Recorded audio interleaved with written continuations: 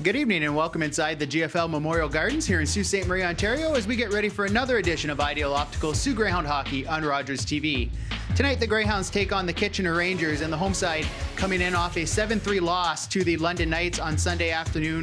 However, Coach John Dean after that game was happy with his team's performance through 40 minutes and felt that they were really close to getting over the hump. Meanwhile, Kitchener 3-0 over their last 3 games, including a win over the London Knights.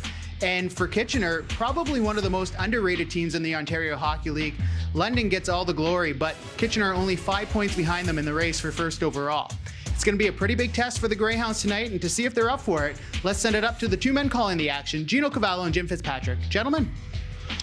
Thanks, Anthony. Good evening, everyone. Another challenge for the Sioux Greyhounds tonight as they take on another top team. The Kitchener Rangers have had a great season. I'm not sure if anybody expected them to be this good, Jim, but coming into tonight's hockey game, they have certainly impressed and are the real deal. They come in chasing the London Knights, just 5 points behind the Knights, and we saw what a juggernaut they were. Great performance by them on Sunday here when they beat the Greyhounds by a score of 7-3. So Anthony's right. Greyhounds have their hands full tonight, but we'll see how they respond to the challenge. Yeah, out of the fire into the frying pan. Yeah. And they will have a tough test once again, as the Rangers are a very solid team. They have a little bit of everything. Not a big team like London was, but they play well. They're coached well. And positionally, they don't make too many mistakes and get themselves caught out of position. Greyhounds going to have to break through, and they're going to have to use their speed that they can against Kitchener. Greyhounds have a face-off in Kitchener territory.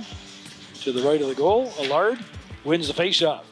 Here's Chase Reed shooting it. Redirect, they score! Beautiful deflection by Owen Allard. And just 4 seconds into the power play, the Greyhounds take a 1-0 lead. Yeah, what a fantastic redirection here. No chance for Schabel on this one. Chase Reed takes the shot, sees that Owen Allard is kind of in front of the Kitchener goaltender, and Allard gets his stick on it. And a huge redirection in this one. You don't see this too often. Yeah. A backhand redirection that goes up top over the glove of Schabel. No chance on that one. Beautiful deflection by Owen Allard.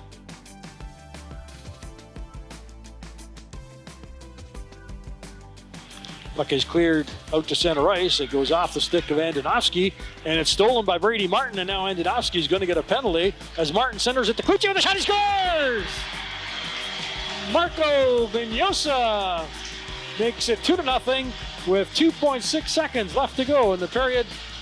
The Greyhounds take a 2-0 lead. What a big goal for the home team as they're killing a penalty, doing a good job of it again, and Brady Martin just wins the battle for a loose puck that pops out in front and then gets hooked on the way in for a partial breakaway. Feeds out to the slot to Marco Vignosa, who's all alone, and he makes no mistake beating Jason Schabel to make it a 2-0 Greyhounds lead.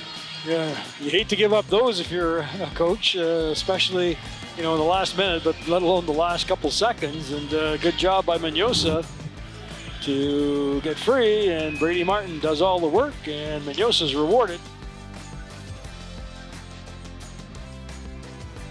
Welcome back inside the GFL Memorial Gardens. We're through 20 minutes of play. It's 2-0 for the Sioux Greyhounds over the Kitchener Rangers. I'm here with Evan Hedrick of the Rangers. And Evan, obviously really tough to give up that late goal, but overall in the first period, you guys generated some chances, just haven't been able to find the back of the net. Yeah, obviously, we've been struggling to find the back of the net in the first period, but I think if we just keep going how we are, chances will come and goals will come too.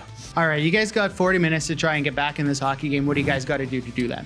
I think we just got to stick to our game plan. Our coach put a good game plan in for us, so we just got to stick to it and just keep shooting. Puck is at the Ranger blue line now as Cameron Reed sends it on the wing. Here's Swick across the line, sending it to the front of the net. He scored! Beautiful redirect there by the Ranger forward, and Kitchener on the board. Greyhound lead cut to 2-1. Well, Trent Swick had a few opportunities and a few instances in the first period where he was setting up players, and this time around he sets up one of the top young players in the Ontario Hockey League in Cameron Reed. He just fires the puck towards the slot, and Cameron Reed at full speed coming in. He gets his stick on it. No beautiful. chance for Nolan Milan. Long pass for Mignosa into Ranger territory. Hounds will set up the power play. Mignosa back to Reed, walking in, passes it off to Martin with a shot. He scores! A bullet by Brady Martin, and the Greyhounds lead it 3-1. Well, big time goal for the Hounds as they connect on the two-man advantage, something they couldn't do against London. That is very crucial, and the power play is really starting to click. Chase Reed taking a look, and Schauble has to be aware that Reed can really fire the puck, and Brady Martin ready for the one-timer, and he just fires that home, blasts it. Nice job by Kitchener goalie. Nice job by Cloutier in front as well, creating some screen. Chromiak, a nice play, but he couldn't corral the loose puck. There's Mignosa now. Cross ice, it goes, a shot, they score! Brady Martin again, and it's 4-1 Greyhounds. Well, you know what? With the long change, the Rangers penalty killers were out there for a long, long time. Had no energy left to really chase the puck. Couldn't get it out when they had a couple of opportunities, and the Greyhounds just kept the pressure on and convert. Their second power play goal in as many power plays. Nice feed across here. Mignosa over to Brady Martin, another one-timer, and Schauble with really no chance to stop these shots as Martin gets it away before he can even get across to face the shot. Martin's second of the game, his 18th of the year, and the Greyhounds in control now. Take advantage of that 5-on-3 power play, and they lead it by a score of 4-1. Vermillion. Here he comes across the line, drop pass. Lamb going in, there's a shot, that didn't get through. Picks up his own rebound. Lamb, nice move to get away from Solomon. Puck comes in front, a backhander, and they score. That one deflected off a Ranger body in front, Jim, and I think might have been Lachar that gets the goal. And with 29 seconds left to go in this second period, the Rangers get a goal. Well, there you go, the late period goals. This one, Lamb actually with some nice puck movement behind, down low, behind the line. Then he gets it over to Swick. Yeah, and there's Lachar just standing in front. And you see that go off his body. And you almost think that Swick did that on purpose because it was a big body there, and he had position on the Greyhounds defender. Makes it a 4-2 game. Welcome back inside the GFL Memorial Gardens here in Sault Ste. Marie, Ontario. 4-2 for the Sioux Greyhounds over the Kitchener Rangers through 40 minutes of play. I'm here with Justin Cloutier. And Justin, obviously a bit of a fluky one there at the end for Kitchener, but before that, maybe the best 40 minutes of hockey you guys have played this year? Yeah, we feel good. We had a good game plan coming into this too, so I'm confident in our group we're going to keep going, just kind of like a one-off. Now, milestone moment for you tonight. Game number 250 in the red and white. Kind of, if you can think back to when you started to where you are now and just reminisce a little bit about your time here with the Greyhounds. Yeah, I mean, I came here when I was 16, and it's been great. I met a lot of good people, great teammates, obviously great coaching. So it's pretty cool. I didn't really know it was 250 today, but yeah, it's pretty cool. Now, another thing you may not know, last game you scored 2 goals. You passed Wayne Gretzky on the all-time list of Sioux Greyhound goal scorers, and right now you're tied with Joe Thornton. So to be with names like that, having worn the red and white, probably pretty special. Oh yeah, it's pretty cool to be, mentioned in the same category as those guys. Obviously have more games played than them, but yeah, pretty cool. Now, the team right now, I think one of the things that's been a recurring theme is 1, play the full 60 minutes, and 2, just not to lose the structure.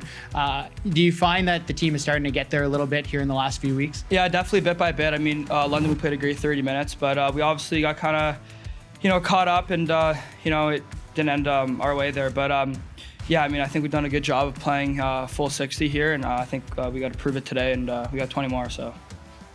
Cameron Reed.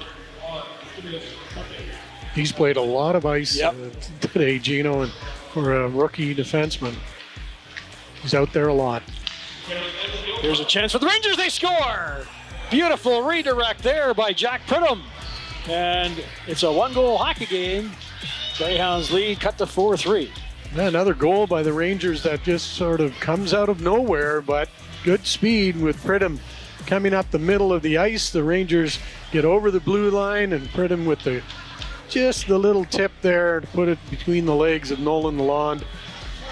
The Greyhounds got caught puck watching a bit there, and they pay the price. Yep, power play goal. Smith in the face-off circle. Rangers win the draw. Chromiak gets it back to the point. Chromiak now gets a return feed. There's a shot. He scores! I think that was Jakub deflected. Chromiak with a shot that was redirected up top, and the Rangers have tied the hockey game. Yeah, I think Romano got a piece of that one in front of the net. Once again, another deflection for the Rangers, creating traffic. That was one of the few times they've had traffic on that type of shot from the blue line. Yeah, we see the play developing here. Chromiak waits, lets the shot go. Yeah, it looks like Romano got a stick on it. And the Kitchener Rangers battled back. Yep, there you go. Yep. Chromiak with the shot, just a bit off the ice, and Romano with the redirection. And here comes Trent Swick, the first Ranger shooter. Swick going in on goal, shoots and scores. Swick, big body, Jim. He put that head down and fired a snapshot to the glove side of Lalonde. Yeah, hard to react to that as a goalie because it's low shot. The Rangers up one. Here comes Justin Cloutier, the next shooter for the Greyhounds. Cloutier stops in the face-off circle, stick handles the front of net and scores.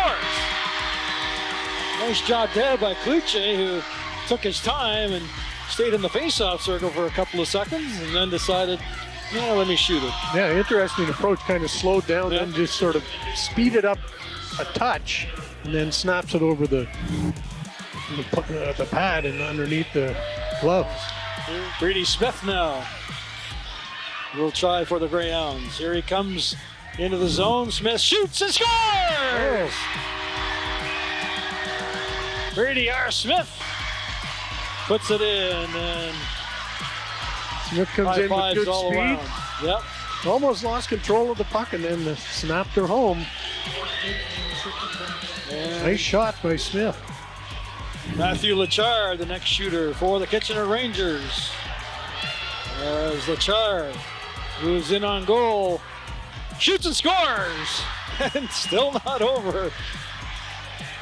Nice move by the Kitchener forward there as he comes in from the side, then moves to the front, fakes the shot between the pads, and Nolan Lalonde is down and out.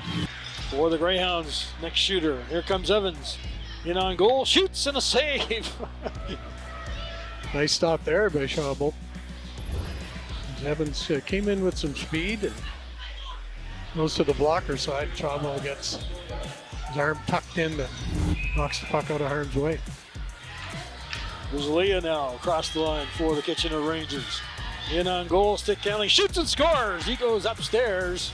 And the Kitchener Rangers finally end this shootout as Grisolia puts it top shelf on the lawn, and the Kitchener Rangers defeat the Sioux Greyhounds by a score of 5-4 in a shootout.